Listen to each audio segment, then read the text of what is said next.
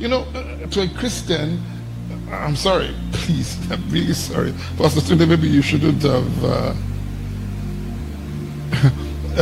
thanks, Pastor Tunde, it's giving me a few more minutes. Somebody, I can't remember what I was about to say. What was I saying? I can't remember. Yeah.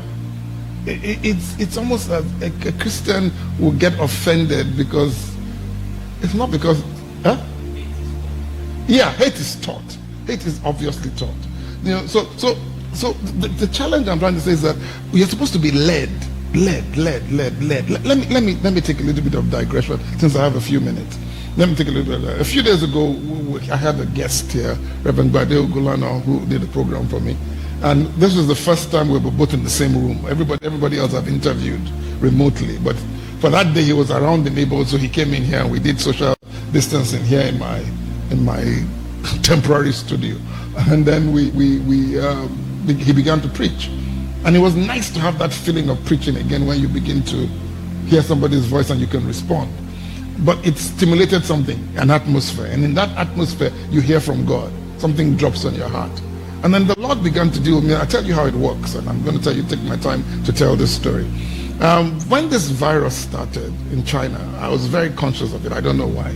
And so my prayer team in church will confirm this, that we began to pray for the Chinese, that they will find a solution to it.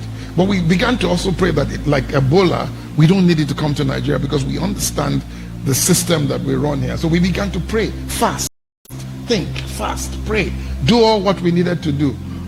We began to, and then slowly it moved to Europe, and we had what happened in Italy, and then you guys in the UK, and you guys in Ireland, and so on and so forth. And then finally it came to Lagos. I was super disappointed, and I felt as if, oh God, you didn't answer my prayers. Okay, then it was only one person, and then it became 2, and then it became 10, and I was still, okay, there's hope, those 3 will get healed. And then of course the explosion started. We're over 10,000 right now, and that's just the ones they know officially.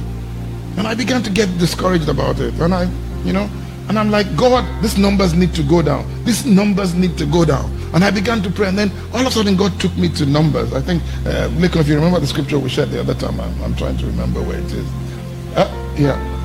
Numbers, yeah. You'll be able to see it in a minute. Lincoln will put it up. It's one of those funny prayers, Numbers 21. He said, God took me to this scripture.